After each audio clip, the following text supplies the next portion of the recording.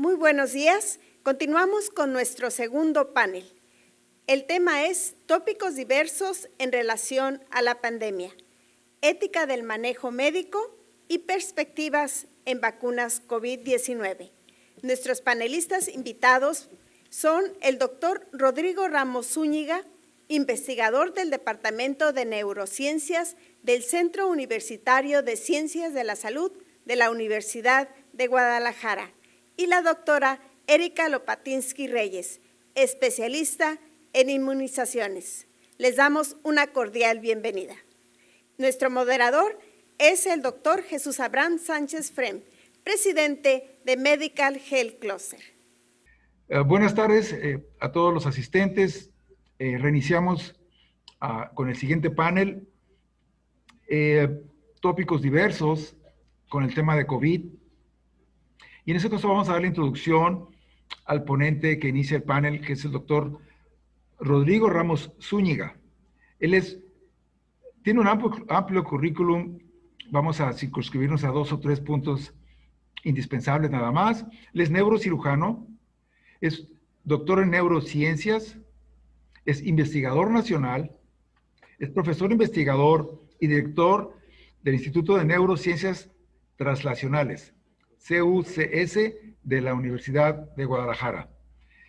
Además, es presidente de la Comisión Estatal de Bioética del Estado de Jalisco. Voy a ceder el uso de la voz al doctor para que pueda compartir su pantalla e iniciar su presentación. Adelante, doctor. Muchas gracias. Muchas gracias. De antemano agradezco la gentileza y la deferencia de la invitación para participar en este foro que organiza el Clúster de Colegios y Sociedades Médicas, y estoy muy complacido de poder compartir con ustedes algo de la visión desde la perspectiva bioética con motivo de la pandemia. Tomaré un segundo para compartir la pantalla y poder iniciar entonces con la presentación. Correcto, doctor, se ve muy bien. Muy bien, pues muchas gracias. Entonces vamos a dar inicio a esta perspectiva que resulta fundamental y que he denominado como parte de las curvas que van implícitas ante una emergencia sanitaria.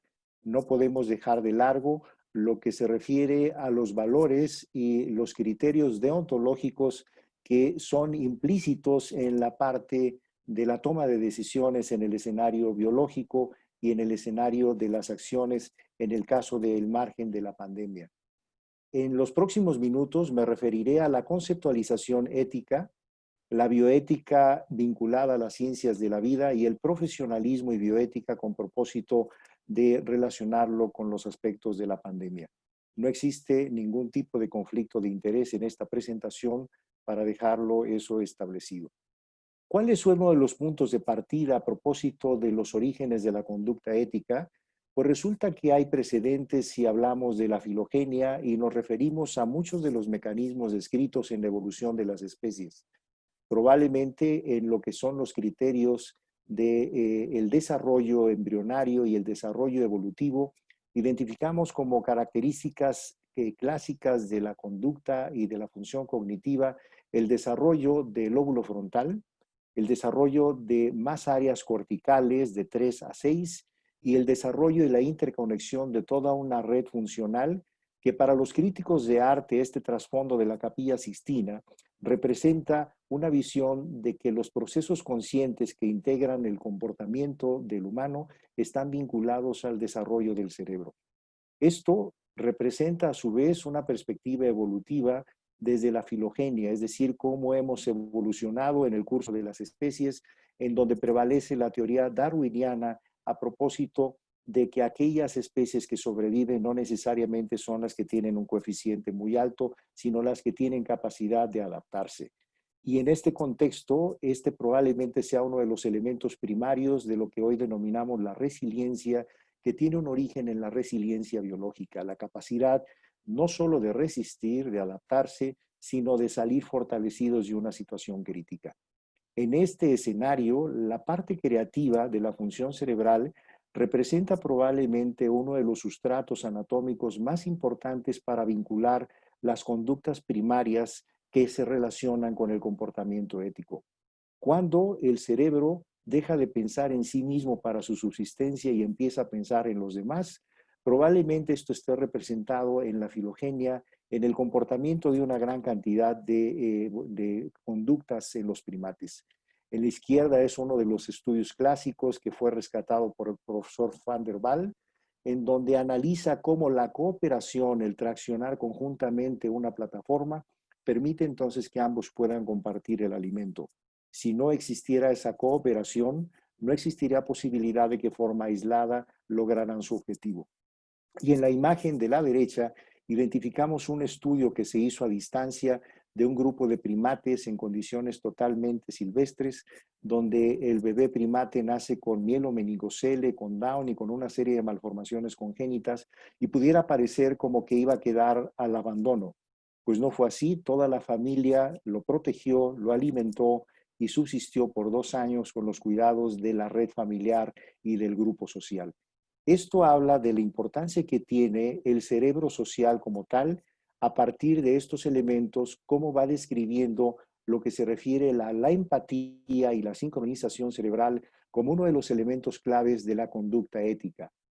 Nosotros tenemos ciertamente códigos deontológicos que en situaciones de emergencias y situaciones críticas como la que hoy vivimos en la emergencia sanitaria parecieran estar bien desplegadas. Pero existen elementos primarios que podemos identificar en un ensayo muy simple, que es el contagio del bostezo que todos hemos experimentado. Probablemente este elemento en un estudio experimental en donde se pone una figura inanimada de bostezo, pues después de unos minutos el animal empieza a bostezar. Lo mismo ocurre en grupos humanos en donde esto genera una empatía y sincronización cerebral. Probablemente estos dos patrones conductuales, la conducta egocéntrica y la conducta prosocial, son los que definirán en lo sucesivo parte de estos comportamientos y de estos patrones. El cerebro humano desde la etapa más primitiva tiene la posibilidad de identificar lo que hoy denominamos las emociones morales complejas.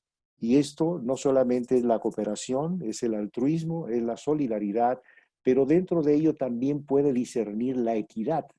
Ese es un concepto como los otros de las emociones morales complejas que no aprendimos solo en la familia o en las universidades o en las instituciones educativas, sino que tenemos redes neurobiológicas que nos vinculan para identificar cuándo algo es equitativo o cuándo no.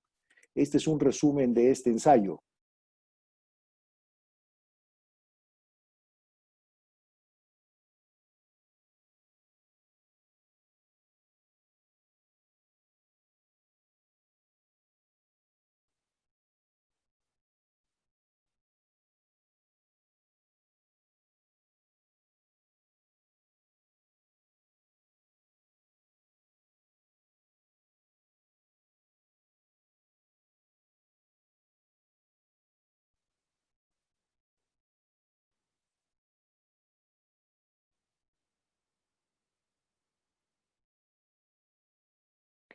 Desde etapas primarias existe entonces la capacidad para discernir por qué a uno se le dio la uva y por qué al otro se le dio el pepino, por qué se marcó una diferencia cuando ambos habían cubierto la tarea para la cual se había diseñado. Esto entonces se relaciona con que existen elementos neurobiológicos que son muy importantes, que nos vinculan entonces a buscar el bienestar no solo propio y el bienestar de los demás. Probablemente una de las imágenes que más reflejan este patrón de comportamiento es lo que denominamos la maternalización cerebral.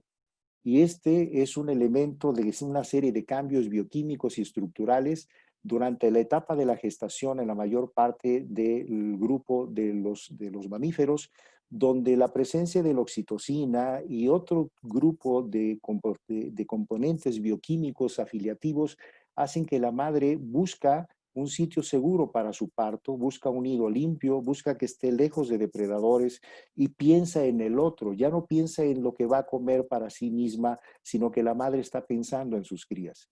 Esta imagen de la doctora Sachs representa entonces cómo está besando a su hijo en una resonancia funcional y cómo se identifican. Puedo continuar, si oye un poco de interferencia, continúo. Y cómo se identifican entonces patrones de activación que son afiliativos y que promueven entonces el bienestar, en este caso, de su hijo. Bajo estos principios, identificamos entonces que existen elementos primarios que nos promueven a pensar en el otro. Y tal y como lo ha propuesto recientemente en un estudio que sale publicado en JAMA, el sentido común de lo correcto es lo que Kant denominaba la ley interna. La ética representa entonces el análisis y la reflexión crítica de la validez que tienen estos principios y valores que tenemos en una sociedad, y que estos valores nos llevan a la parte de la moral filosófica que está representada por lo que son los patrones de conducta avalados de manera sociocultural en un contexto muy específico. En consecuencia, la bioética es la que discierne sobre estos valores y conductas en escenarios de ciencias de la vida. Y todo esto nos lleva entonces a definir por qué la bioética se sustenta en códigos como el juramento hipocrático que todos conocemos, el comportamiento del área biomédica, y cómo eso vincula con los derechos fundamentales. Desde la generación de los derechos humanos después de la Segunda Guerra Mundial y las declaratorias correspondientes, esto fue avanzando a lo que hoy entendemos como bioética. Hecho claro este escenario, tendríamos que definir que existen hoy en día diferentes corrientes que permiten analizar y estudiar la aplicación de estos principios deontológicos en la toma de decisiones.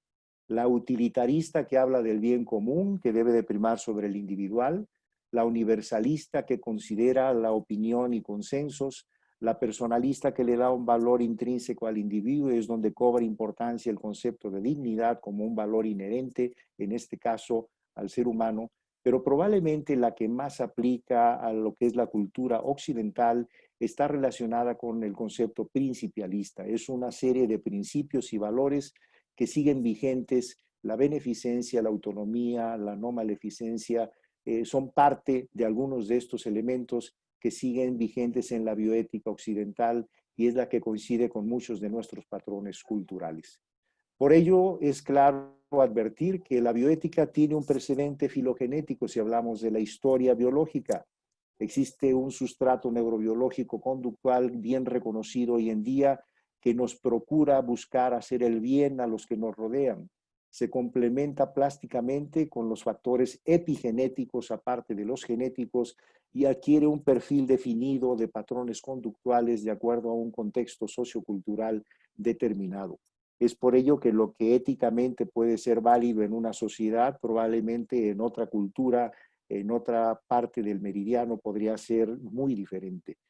No se circunscribe en consecuencia a una corriente en particular, sino que toma lo mejor de cada una de las corrientes, y no se trata de construcciones teóricas, ni de tesis jurídicas, ni de preceptos religiosos, ni de ideaciones de carácter, valga la redundancia, ideológico o político.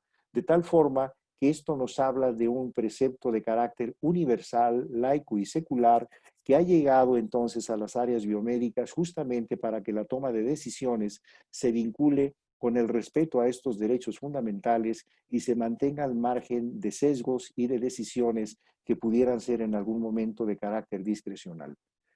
El ejemplo aplicado más común que tenemos hoy en día es el triage, la toma de decisiones en una condición crítica, y con ello nos remontamos a Dominique Larrey, que hablaba cuando identificaba y marcaba las características de emergencia de cada uno de los pacientes, cuáles eran urgentes, cuáles podían esperar, cuáles no requerían de atención, para clasificarlos en ese triage que seguimos utilizando en los escenarios de emergencias en todo el mundo. Sin embargo, hay una frase que adiciona títulos abajo: trataba a los heridos según la gravedad, independientemente de su rango o nacionalidad. Esto, junto con cada uno de los elementos de la gravedad, prioridad, tiempo, comorbilidades, etcétera, aplica hoy a la estrategia ética. Y recordarán todos el comunicado que emitió el Consejo de Salubridad General, en donde hablaba de la guía ética para la toma de decisiones, que de hecho tuvo que generarse a partir de ciertas discusiones con la sociedad, algunas modificaciones para respetar este tipo de preceptos como tal. Todos estos elementos nos vinculan hoy en día con el concepto de profesionalismo.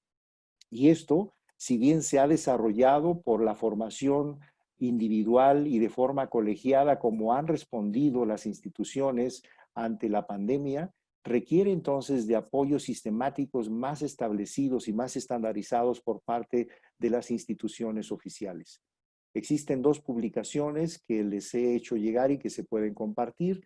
Una en donde se habla del profesionalismo en mi área, que es neurocirugía, y cómo existe una serie de valores y de códigos deontológicos que se adaptan a las condiciones contemporáneas y que nos permiten al menos tener un marco de referencia conductual, pero en un escenario de un alto estándar de calidad, de un alto estándar de humanismo y de un esfuerzo importante para que el trabajo colegiado y el equipo de trabajo también en nuestros profesionales adjuntos, pues genere estrategias muy contundentes que puedan representar beneficios también afiliativos para las asociaciones, como es el caso de la tarea que ustedes realizan a través del clúster. Una publicación que es apenas señalada esta semana y que les comparto, que es lo que he publicado en los archivos de investigación médica, en donde he publicado la propuesta de que existen curvas subsecuentes en la epidemia del COVID, en la pandemia del COVID.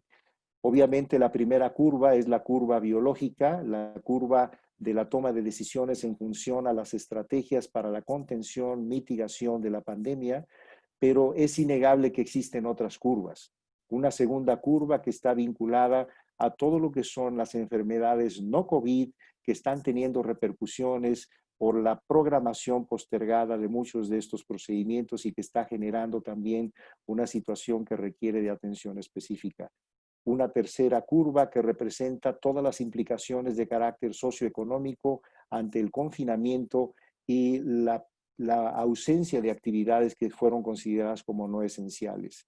Y una cuarta curva que involucra la salud mental, emocional, no solamente en las familias y las personas que se han recuperado, sino en la comunidad médica. Los profesionales de salud tienen un alto impacto en su salud mental a propósito de burnout y las repercusiones por la incertidumbre y eventualmente escasos liderazgos para la toma de decisiones globales con una dirección muy específica.